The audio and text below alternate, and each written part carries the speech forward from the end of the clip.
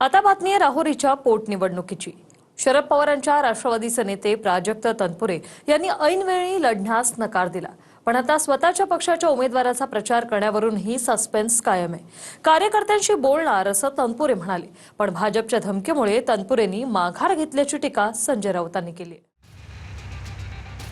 हे धमक्या द्यायला जातात, हे फाईल घेऊन जातात, माघार घ्या नाही तर लढू नका, नाही तर बघा हे आहे नोटीस मारू कारखान्याला। उद्या जर त्यांनी आश्वासनं पाळली नाहीत, अजून 3 वर्षांनी घोडा मैदान काय खूप लांब नाही, 3 वर्षांनी आहेत ना।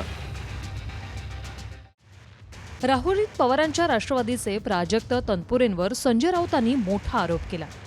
रवींद्र चव्हाण आणि विखेंनी धमकी दिली। कारखान्याची फाईल दाखवल्यानं तनपुरे घाबरले, त्यामुळेच त्यांनी माघार घेतल्याची टीका राऊतांनी केली। समजून सांगायला कोण गेले ते? विखे पाटील आणि कोण? रवींद्र चव्हाण।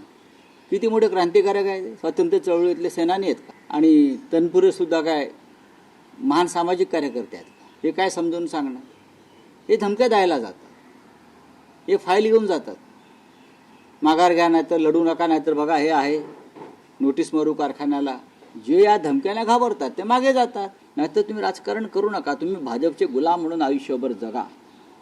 आणि गळ्यामध्ये आम्ही भाजपचे गुलाम आहोत, भाजपच्या धमकी सत्राचे गुलाम आहोत, हे महाराष्ट्रातल्या अशा सगळ्या लोकांनी। आता शेवटी काल ते विनवणी करायला माझ्याकडे आले, मी हे मुद्दे मांडले, त्यांनी ज्या सकारात्मकपणे उत्तरं दिली, त्यांचं जे काय एकंदरीत काही सखोल काही विषयावर चर्चा झाली, मला आता विश्वास ठेवणं भाग आहे।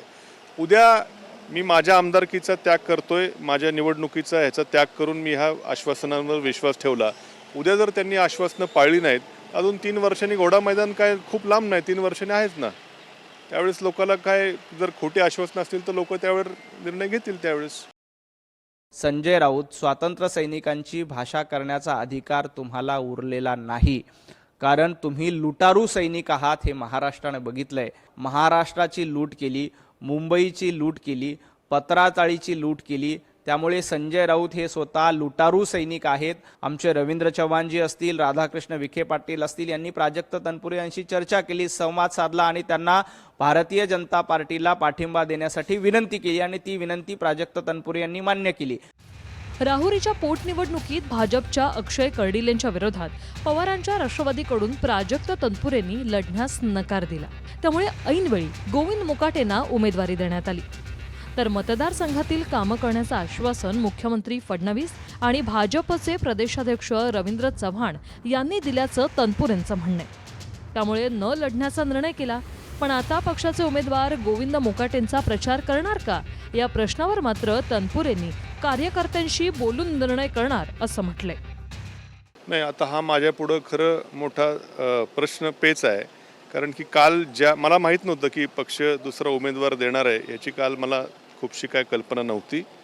आणि बहुतेक आमच्या पक्षाने उमेदवारी दिली नाही तर कदाचित काँग्रेसने दिली असती, म्हणून कदाचित दिली असावी असंही मला माहीत नाही। मी काही चर्चा कुणाशी केलेली नाही, परंतु काल सत्ताधारी सरकारच्या नेत्यांबरोबर जर एवढी सकारात्मक चर्चा झालेली असेल आणि तालुक्याचे प्रश्न जर कुठेतरी सुटणार असतील, हा एक मुद्दा आहे आणि पक्षाचा मुद्दा आहे। यावर देखील आमच्या तालुक्यातल्या सगळ्या कोर कमिट्यांच्या मतदारसंघातल्या सर्व आमच्या कार्यकर्त्यांशी चर्चा करून हा निर्णय मला घ्यावा लागणार आहे।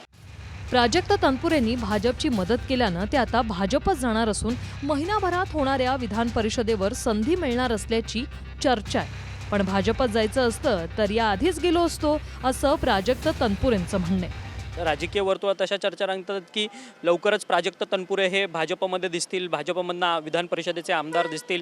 त्या सगळ्या संदर्भात काही ह्या सगळ्या बाबतीतली सकारात्मकता या सगळ्या बैठकीमध्ये घडली का? कारण की महत्त्वाचं आहे की तुम्ही पक्षांतर करणार, अशा पद्धतीच्या जोरदार चर्चा आहेत। हे बघा, मला जर जायचं असतं तर मला खूप मोठी संधी मागही होती। 2.5 वर्ष आमचं सरकारमध्ये मी मंत्री होतो, त्यानंतर दादा गेले तेव्हाही मी जाऊ शकलो असतो। विधानसभा निवडणुकीच्या आधी मला काही ऑफर्स होत्या।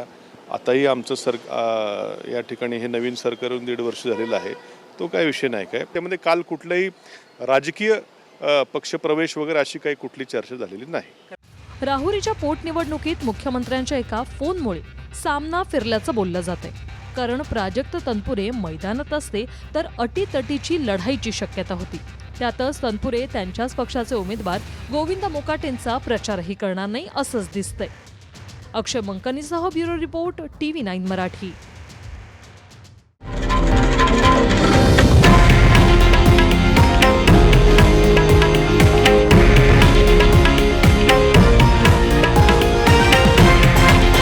हे आहे देशातील नंबर 1 न्यूज नेटवर्क आणि आपण पाहत आहात TV9 मराठी, एकमेव.